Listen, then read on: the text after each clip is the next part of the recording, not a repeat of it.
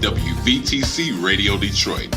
You can find us on Facebook, YouTube, our website, www.wvtcradio.com, or download our WVTC app from the Play Store for Android users and the App Store for iPhone users.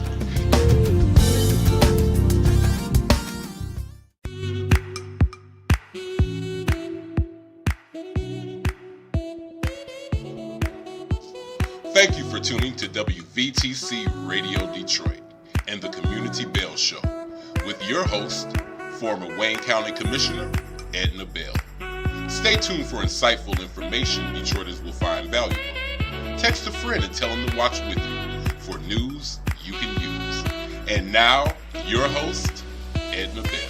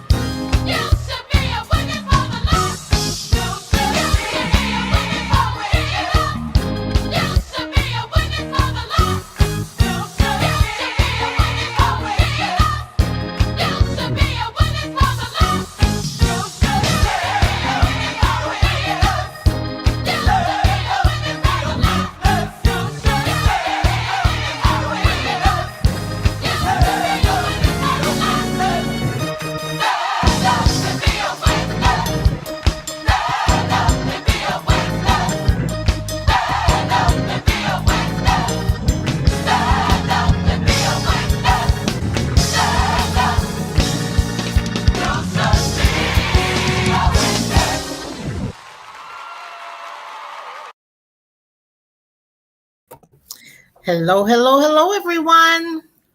Everybody unmuted? Hello. Yeah, hello, everybody. Hello there. It's Monday at 4 o'clock, so it must be the Community Bell Show.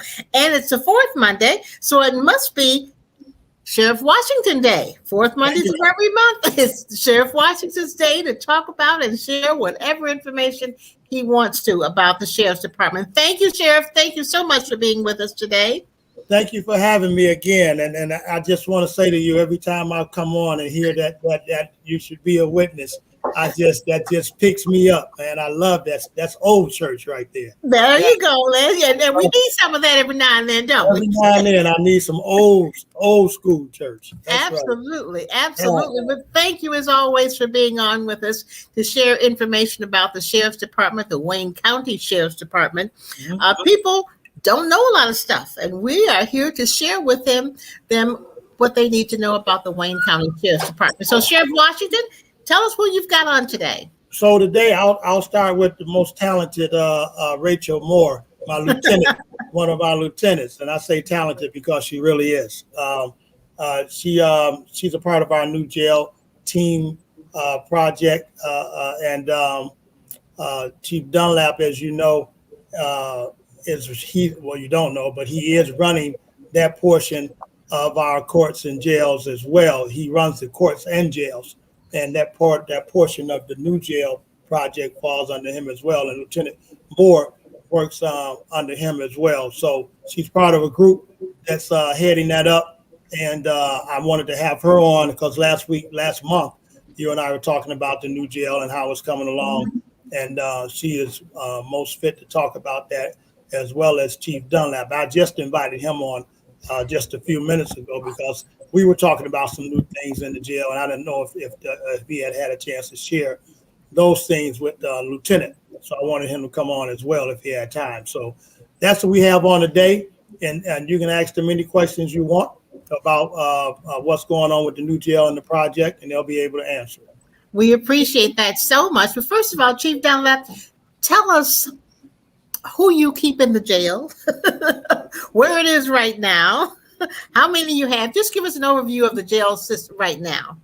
So once again, Commissioner, thanks again for having us. And like Sheriff Washington said, I'm glad that he have Lieutenant Rachel Moore on. You'll find out very soon why we both praise her the way that we do. Very talented, and hopefully will have higher responsibilities at a higher level in this agency very soon. So right now in the jail, we're currently operating with roughly 1,300 people in custody in the jail and another 1,700 out in the community on electronic monitoring. And that is due in part to the pandemic. You know, when the pandemic hit, prior to the pandemic, we're averaging more than 1,730 people a day and roughly 750 people on electronic monitoring, which is often referred to as Tether in the community. And when the pandemic hit, you know, the scramble was on to identify who really needs to be in the jail and who could be better served out in the community through community supervision and those that might be in need of treatment. And as a result of a partnership where we meet with Prosecutor Worthy and Chief Judge Kinney twice a month, we look at the jail population and make sure that those that could be better served in the community, we connect them to those services, and those that are in jail are the people that need to be in the jail until their case is heard. Now that's 1,300 with Division 1 and Division 2? That's correct, ma'am. Yeah, you on top. Okay. Now talk about what Division 1 is and what Division 2 is. And so Division 1, if the people might be familiar with downtown Detroit, Frank Murphy Hall of Justice, which is near Greektown. The newer building we call Division 1, which is located at 570 Clinton. And the old building is Division 2 at 525 Clinton. And I refer to it kind of sort of as Shawshank. If you look at that building and Detroit Police Headquarters, which is across the street from it, both of those buildings were designed by the same architect, Albert Kahn. And I learned this history through, you look at the DAC, it also kind of mirrors 1,300. And that is because the story is told, the person that designed those buildings couldn't join the DAC. And so he then later designed Detroit Police Headquarters to kind of mirror the DAC. Oh, how about that? Yeah. Thank you for that bit of history. Yes. See, we learn something new every time we talk to you, your Sheriff's Department, Sheriff Washington. That's right, little known facts. Yes, absolutely, absolutely. So that's Division 1 and Division 2. Who's at Dickerson? So right now, we still operate our Tether unit, electronic monitoring. Mm-hmm. And Dickerson is where we do all of the cooking and washing for the inmates. So Dickerson 3, Jail 3 kitchen services both downtown jails and a juvenile detention facility as it relates to our food service. And we do laundry for the 2 jails, and electronic monitoring is what's still left here. Okay, so there's no physical inmates at Dickerson anymore. No, ma'am. Okay. Great, thank you. That I think some people just didn't know some of that good stuff. Now, Lieutenant. Yes. That building that's on I-75 and Warren that people have been driving by for the last couple of years at least. And some people said, wait a minute, where did that come from? What is that? Tell us what that is. That project is the criminal justice complex that we're working on. It is going to involve several different stakeholders, including the sheriff's office. What we call our adult detention facility is going to be there. That's going to house our entire population. It's also going to compose of the JDF, which is the juvenile detention facility. It's going to combine the clerk's office, the courts, the court system, and the prosecutor's office as well. So it'll be the opportunity for us to combine all of these services onto one footprint, which will benefit the people that have to utilize these different services. So you'll really one place to take care of everything. And then you see, I don't think people really knew that. It's going to be the clerk's office, the Wayne County clerk's office. Correct. It's going to move out of the KMAC. We'll have the clerk's office there. We will also have the prosecutor's office. And the prosecutor's going to be there. Oh, wow. And the court. So it'll make the communication between all of our agencies a little bit more succinct and direct. Absolutely. How great is that? Now, when is it going to happen? The building is slated for completion in late 2022. Okay. And it'll be completed then, but how soon will all of those different departments be in the building? How long will it actually take for transition? The transition is going to be a multi-layered process, but we hope to be all moved in and fully operational within the first quarter of 2023. Wow. That's yeah, they gave you quite a job. But isn't that what they say? If you want to get something done, give it to a woman. I'm just saying. I'm just sorry. We agree. That is true. But what I have to say though is this job could not be done by one person alone. Mm-hmm. I have a great team. There were several people identified to compose the transition team, and they are all instrumental in this process. So it's definitely not something that I could do on my own. Oh boy, I can just imagine. Just imagine. And once that transition takes place, what happens to the old facilities? The old facilities are going to be sold, and they're no longer going to be in operation by the Wayne County Sheriff's Office. Okay. So, Ms. Bell, Commissioner Bell, Yes. you asked last month about the public and selected people even possibly taking a tour, and I think both of them can speak to that, whichever want to speak to that right now. Okay. So, the sheriff did share that with us earlier today, and we think it's a great idea, but it is a jail, a very secure facility, and the stage where we're at right now, we're not prepared to have public visits, but as Lieutenant Moore indicated, hopefully the jail will be complete towards the end of 2022, and once we get what's called certificate of occupancy, before we take inmates into the jail, I'm recommending to Sheriff Washington that maybe he host a sheriff night there, get you and others from the community out to, take a look, see what it looks like. And, some people might be interested in spending the night in the brand new jail. Let me say to you, now listen, I'll tell you how far back I go. I remember when the Dickerson facility was open, when it was brand new. And that's exactly what we did. There was a grand opening, so to speak. But community people had an opportunity to come in and just tour the jail, and they were so. It would be great to tour not the whole facility, since we'll have the jail, the prosecutors, the juvenile detention, the judges, and the clerk's office. I think that would be a great opportunity for the community to see all of that in one spot. But one of the things that happened when Dickerson opened, they did offer the opportunity for people to stay the night for a fee. I was talking about that. Yes. I shared that with the sheriff. We weren't here. We were, in that other department. Yeah, we were someplace else then. I suggested that to the sheriff. Just to be clear, there's going to be a satellite, because as Lieutenant Moore indicated, the other buildings have already been sold. Yes. The two old jails, and Culminate Young Municipal Center is not closing. And so the clerk's office will not completely move out of there, or 400 Monroe, but they do have an office right now in Frank Murphy Hall of Justice, where they have a lot of staff that will be relocated to the new site. Right. Okay. So not necessarily the clerk herself. Okay. Some of the some of the entities, they have about 4 different buildings. They work out of 3 for sure. That they out of. So she'll probably be wherever she wants, but not necessarily there.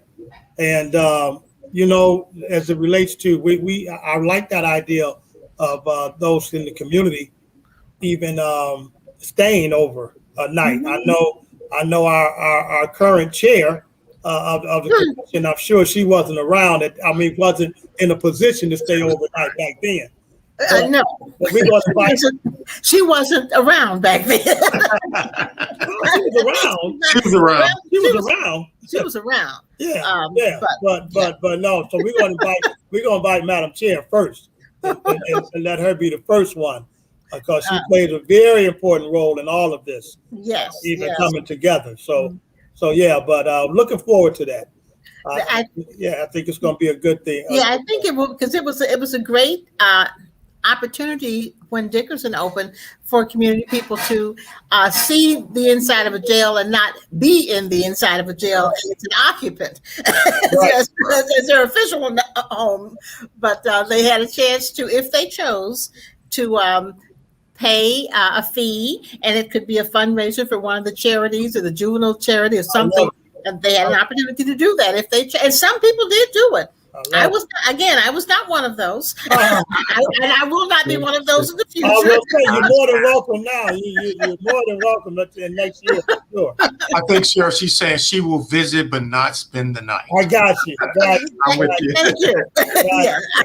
I will visit, but I won't be staying the night. Yes. I hear you. No. Lieutenant Moore, talk a little bit more about what you have to do in order to get ready for that jail to be occupied, or for the whole facility to be occupied. Okay, so let me start by saying that the criminal justice complex is over 1 million square feet in total. Wow.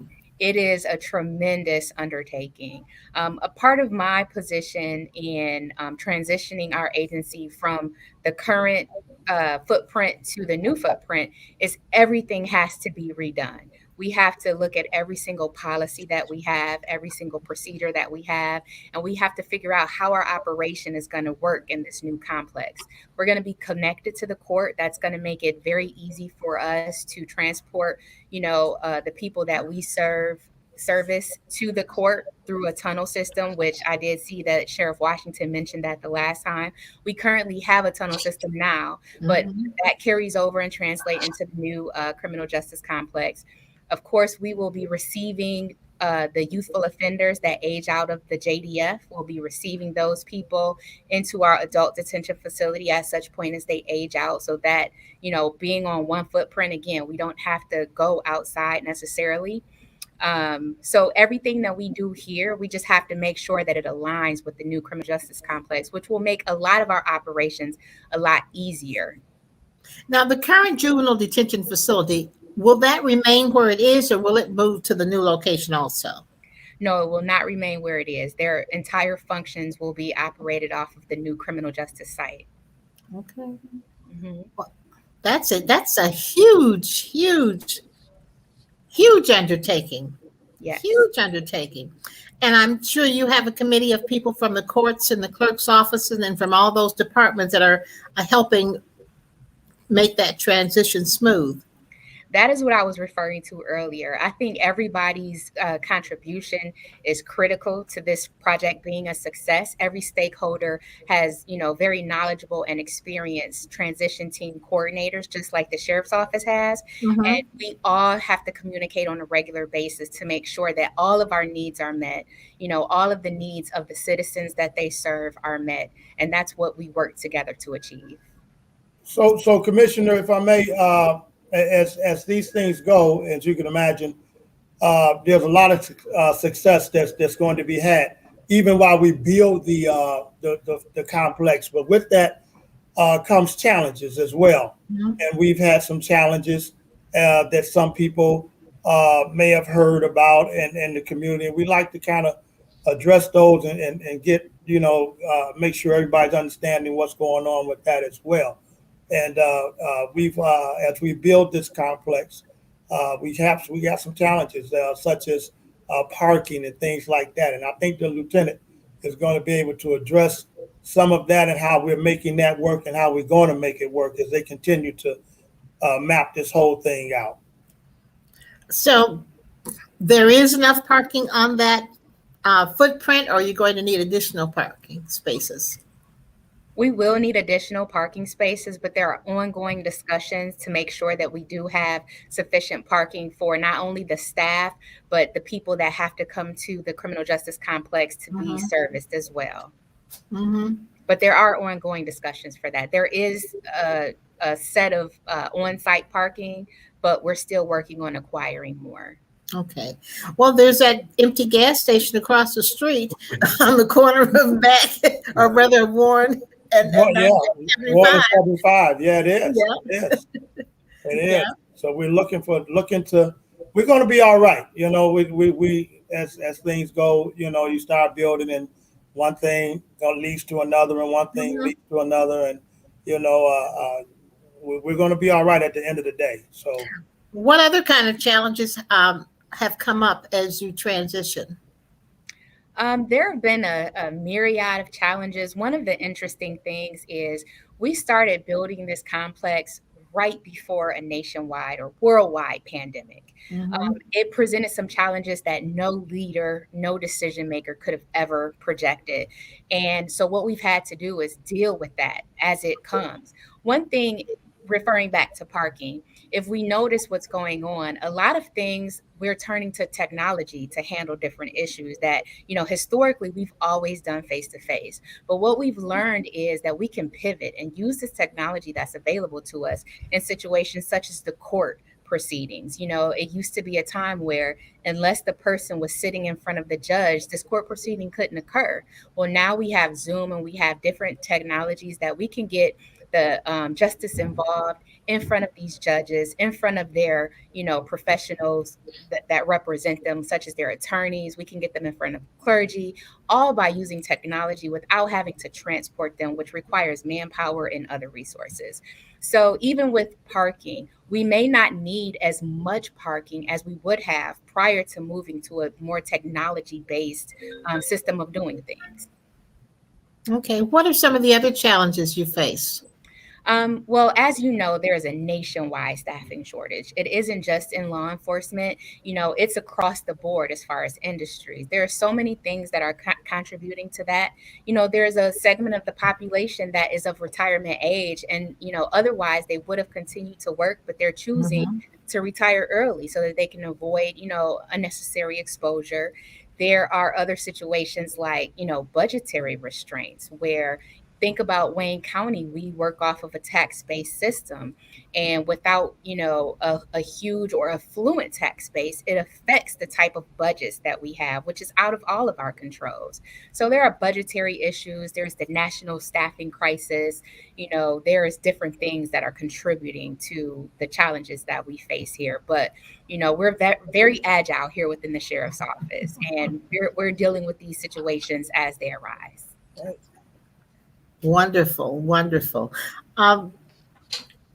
Chief, talk about the Tether Operation a little bit. Well, again, as Lieutenant Moore talked about, I think one of the things that the pandemic has presented us with is the challenge of, maximizing the use of our space in the jail. And one of the things that we have found is, even though our numbers have doubled, at one point we had tripled the number of people that we have on Tether. The absconder rate still averaging a little less than 4%. And so I do believe that, that information is being studied, not just here in Wayne County, but really all across the country, because we're being contacted by different technology companies. Even IBM had reached out and said, hey, is there something that we can do in working with law enforcement to add to the technology infrastructure there to help you better manage inmates? And so I think as we go forward, the numbers that we previously saw in the jails, our jail, when about 5 years ago, when I assumed this position, we were averaging about 2,250 people in the jail per day, and only about 600 on Tether. We've obviously flip-flopped that number, and for the most part, I think the absconder rate has not increased one bit. And so while the sheriff is not the entity that put people on tethers, the judges order it, we place the device, we put them out in the community, and we monitor them. And so I believe for the most part, depending on who you talk to, some people are against it. Other folks, when you look at the social justice movements around the country, they're all for it. And there's even some folks that believe that we're overusing the tether as well. So the absconding rate has not increased significantly with the increase in tethering. See how I put this? Those who are on tether, have they committed more crimes, or is that considered a part of the absconding rate? I mean, if I'm on a tether and I decide I want to knock somebody in my household in the head, has that increased? Because my concern of someone being on a tether, if they have on a tether because they assaulted someone in their family, and we put them on a tether and let them go back home, what does that? What's that rate? So you are correct. Those people that violate their tether are part of what we call violators. Absconders are also people who might cut the device off and try to elude law enforcement. They get lost somewhere in the community. There has been a few people who have violated their tether by committing new offenses. I can tell you, we just recently did a study with Wayne State University, and that study looked at people who were administratively released from the jail, placed on tether so that they could participate in outpatient treatment in the community. And I believe there was only about 25 out of over 200 people that reoffended in this 2-year period. One for a serious crime. The others were like probation violation and things of that sort. So I'm not suggesting that, everyone that goes on tether completely follow all the requirements and rules.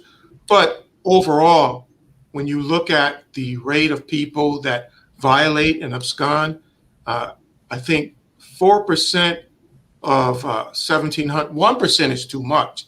Mm-hmm. But when you balance it against, trying to operate a jail at 2,000 or 3,000 people, I think this is probably, in some of the judges' opinion and some of those in the public, the best use of what we have to work with here in law enforcement. And just so the community and people listening know, the Sheriff's Department does not make a decision on who goes on a tether. That is simply the judge's decision. You just implement what the judge has indicated. That's true. And I think it's important for people to know that the sheriff doesn't say, yep, Robert, put that person on tether. Okay, that is an order from the court. And when that comes over from the court, we have an enrollment process. And we also have sometimes cases where the people may not be eligible to go on tether because they have other outstanding charges. And so we have to let the courts know, get those charges adjudicated, we put them out, and we monitor them. One of the neat things about the tether, though, is the technology is so good. I'll share with you a situation a couple of years back where an individual who was arrested for, I say, a very serious crime. I won't go into what it was, but the judge allowed him to be out on tether. And we noticed a tamper with his device. Our units went out to the location where he was tethered to and found his device in the garage.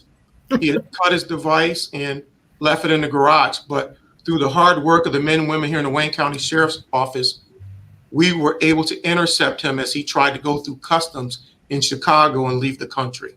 Really? Within 24 hours. Within 24 hours. So that technology is really incredible then. And and those tethers are quite sensitive. Then they can pick up any movement that's not what it's supposed to be, I take it. Yeah, and that doesn't happen in every case. But, so that was part technology. And the bigger part of that was the hard work of our officers and sheriff's deputies who was right on top of it when they noticed a tamper alert. They went out to the location, and through their investigation, talking to neighbors, we were able to actually track him in the airport, trying to go through customs.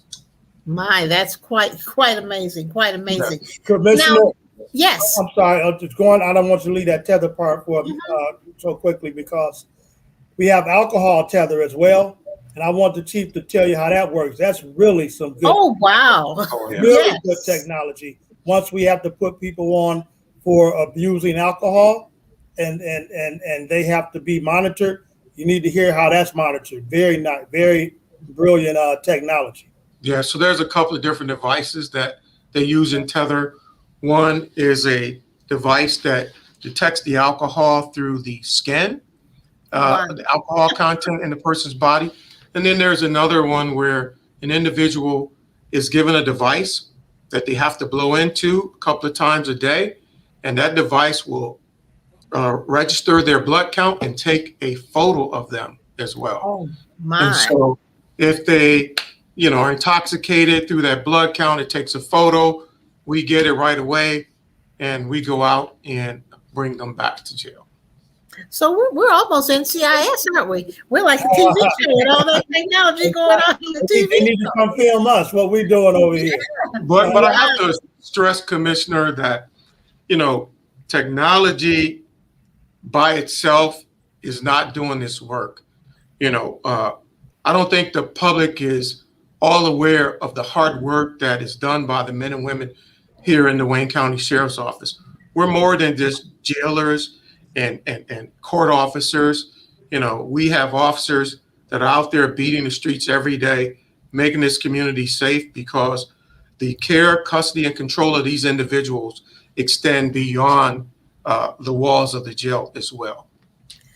That is incredible. Let me ask, is there a room someplace where officers sit and watch and monitor? I mean, how do they know? Where are they sitting? How do they know when someone has done something inappropriate with the tether?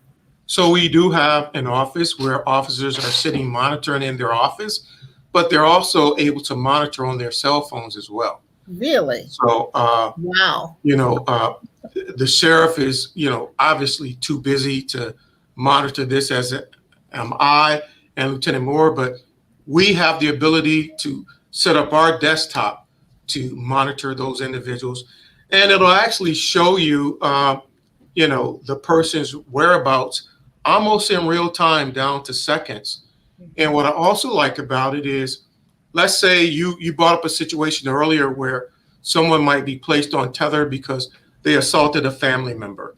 And they might have another family member say, well, they can come and stay with me.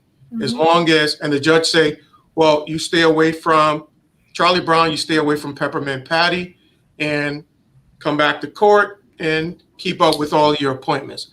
We have the ability to put what is called a geofence around Peppermint Patty.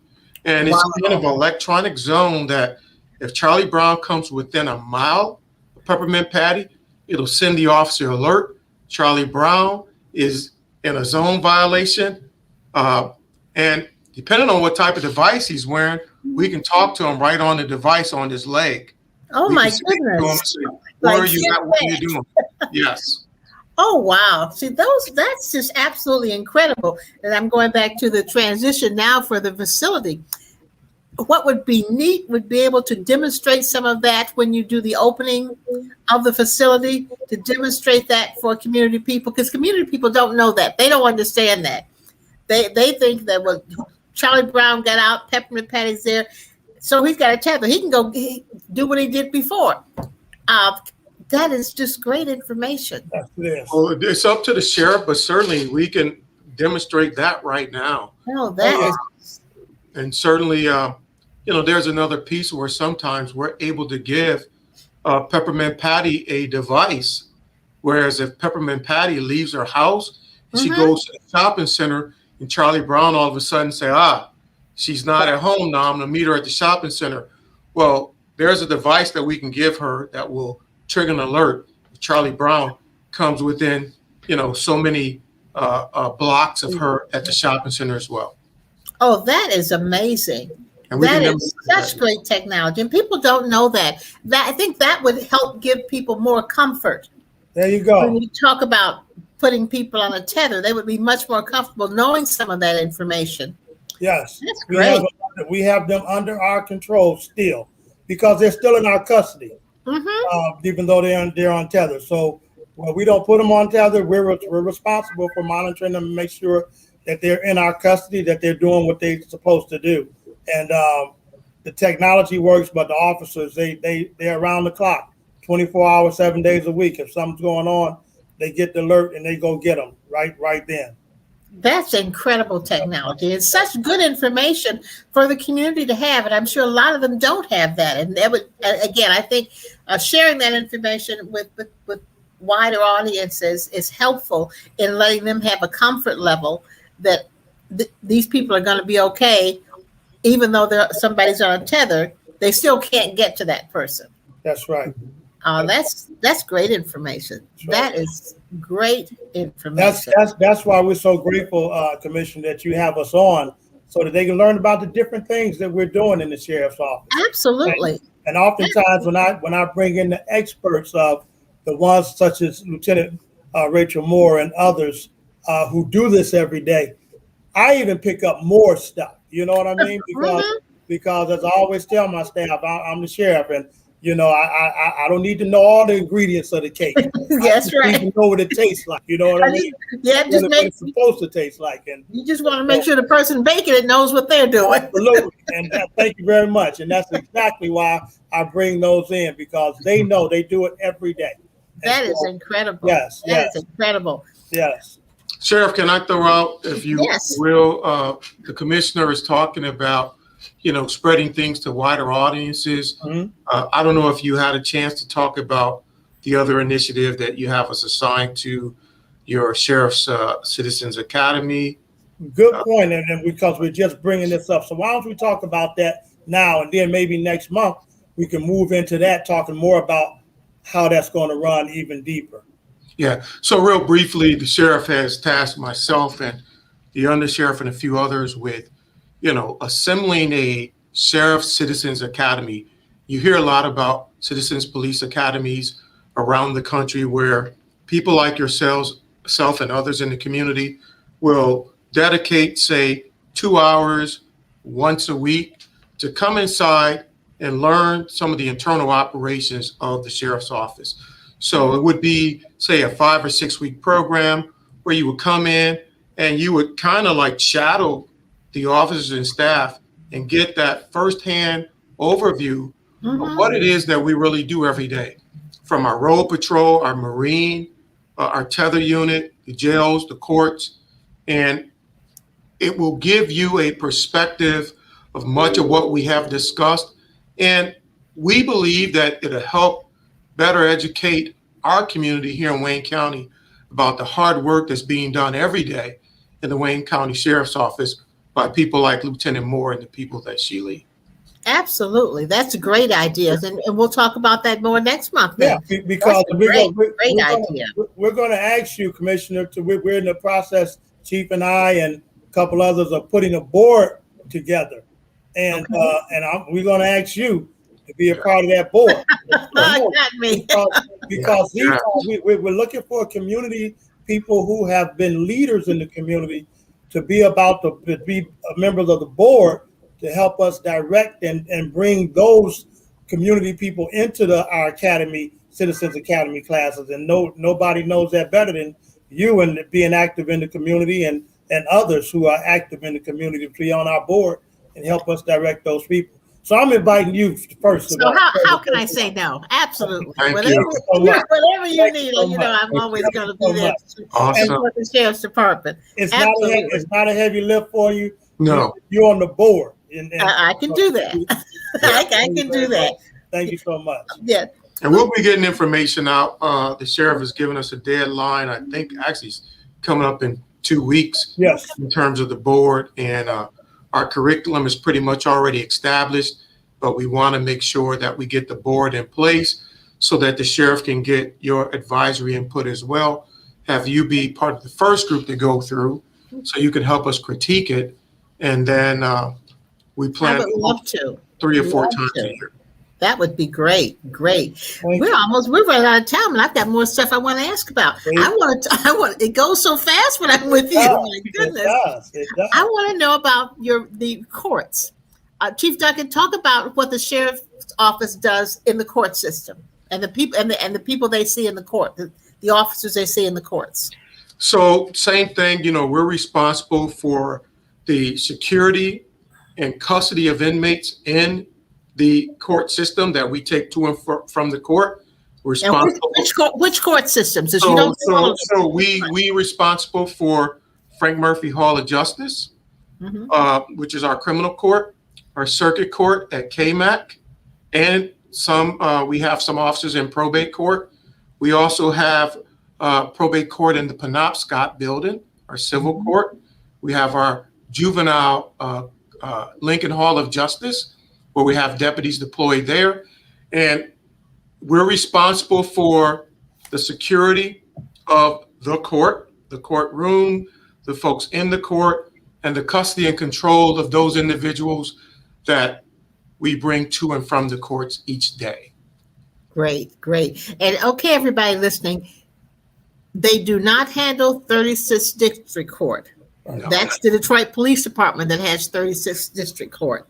That's why I wanted you to say you have the circuit court, juvenile detention, KMAC, yes, but you do not do 36th District Court. And I think a lot of people just kind of lump them all together and don't know the difference. Well, and that's a good point, Commissioner, because the district courts are the responsibility of their local community. So 36th District Court, City of Detroit, and 29th District Court, City of Wayne. And we have, Lieutenant Moore, correct me if I'm wrong, about, I think, 26 district courts across Wayne County.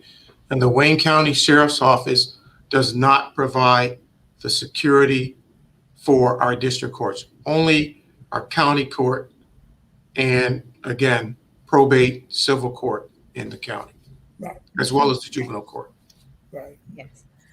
Very good. And people just don't know that. They think when they go out to Inkster or Westland or Canton or whatever, that's all Wayne. It's not Wayne County. That is the local jurisdiction handles security for those courts. Yes. Correct. Wonderful. See, I just learned so much when I have you guys on. I just learned so much. It's just incredible. Lieutenant Moore. Yes. Back to our new facility. 2022. And then completely engaged by 2023. Correct. It's 1 million square feet. How Will the court be as large as it is now? Will the Frank Murphy court be as large as the new one? We will have 26 courtrooms for the Third Circuit Court. So it is rather large, yes. How many do we have now? Do we know? I'm not sure of the number of courtrooms. I think they try to mirror what we currently have. I believe there are 26 different courtrooms in Frank Murphy. I don't think all of them are being utilized right now, though. Okay. Well, I know they're not because of the pandemic. Even prior to the pandemic, there was several courts that they partnered with the city of Detroit to allow them to use so that it can make a more efficient process for those people that were bound over to the circuit court. Okay. Will they have an updated security system? You know, the current one, you know, you have to walk through these panels and then something goes off and then you got to take stuff out of your pockets and put them in a tray and then take them out of Is there going to be an updated security system entering the courts and the jails, the courts actually, the building? Yes, so there will be updated security and technology throughout. We are also introducing body scanning technology. So if you think about going through the airport body scanning technology, that will allow us to identify any weapons that might be used against us or used against other members of the public. So there will be enhancements to the security that we offer on this complex. Oh, that's great. That's because oftentimes there's a backup at the security, and you know they're backed up sometimes almost outside trying to get through security, and it takes a little while sometimes. So that's great. Yes. Boy, I'm sorry, Commissioner. I wanted to ask Lieutenant on top of that. Will there be lockers for them to put some of their belongings in that they can't bring into the court, like purses or the things we put in lockers or we're able to put in lockers over at Division 3? Well, recently there was legislation that changed that allows us to bring things that were previously prohibited, like cell phones. So we that gets us away from the need to have the locker. So cell phones will be allowed. Yes, cell phones will be allowed. Their possessions will be searched. We'll make sure that nobody is bringing any contraband into the facilities. However, they will be able to bring purses and cell phones and things of that nature. Okay. Oh, that's great, because I remember people running out of trying to find a place to put the cell phone because they forgot to bring it in. Commissioner, I used to sit in my office at the old jail and watch them at the court, putting them up under cars and up under in bushes, and I was like, that's just a shame, you know. It's a shame you have to do that, but you know. Yeah. It is. And there was a guy outside of 36th District Court that will charge you to hold on to it for you while an entrepreneur. Hey, listen, I can't be mad at the hustle, man. Not at all. That's right. You're not out there hitting somebody in the head, you know what Exactly. I mean? Yes. So since we've long since moved away from public or pay phones in public spaces, you know, everyone relies on their cell phones. Right. You know, you might be using public transportation or you might be using services like Uber and Lyft in order to call a ride. So if you don't have access to your cell phone, how are you going to, you know, arrange for services like this? So yes, there will be cell phones. Absolutely. Great point. Great point. Thank you so much, all of you. This has been so informative. This has been great. I can't wait till next month to hear about all the things you're going to bring to us, Sheriff Washington. Yes, ma'am. I just appreciate you allowing us to do it. I can't thank you enough. This is huge for the sheriff's office and for me to be the sheriff and be able to bring and present what we're doing at the sheriff's office, because a lot of people just don't know. And, they don't. And I thank you. I thank you so much for this opportunity. Well, I just appreciate your doing it, Lieutenant Moore, Chief Dunlap, and of course, Sheriff Washington. Thank you so much for giving us all this information. We look forward to next month. I can hardly wait till next month. We may have to give you another day. I'm getting 2 days a week. Whoa, watch out. Wait till next month. But before we leave, what I wanted to tell you is that Sandy Rose, who is the owner of this station, this is our 3-year anniversary. 3 years ago in October, she had the vision to do this. I'm so glad she did. And so we want to congratulate Sandy Rose and WVTC Radio on 3 years, hanging in there for 3 years and being able to hang in here during a pandemic. Yes. Yeah. That is really quite amazing. Yeah. And so congratulations to WVTC Radio. Winning victories through Christ is what WVTC stands for, just so anybody who didn't know that. Okay. When it So we are just excited that we're celebrating 3 years and looking for 3 or 4 or 5 more years, being able to share information with the community, being able to talk to great folks like you. We thank you. We thank you. Have a wonderful, wonderful evening, and we'll see you next month. Yes, If not, okay. Thank you, man. Thank you so much. Thank you to all of you. Thank you so much. And thank you all staff, Lieutenant. I told you she was brilliant. Told you she was great, right? Thank Yes. you. I knew she would be. Yes, ma'am. Thank One you of so the much. best. Thank you. All right. Bless you. Thank you. Thank you. You as well.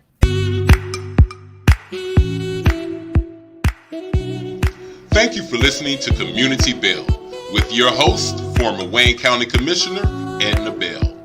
This broadcast was brought to you by WVTC Radio Detroit. You can find us on Facebook, YouTube, our website, www.wvtcradio.com, or download our WVTC app from the Play Store for Android users and the App Store for iPhone users. If you've enjoyed this broadcast, tell a friend to tune in. We'll see you next Monday at 4 p.m. Eastern to the Community Bell Show, right here on WVTC Radio Detroit.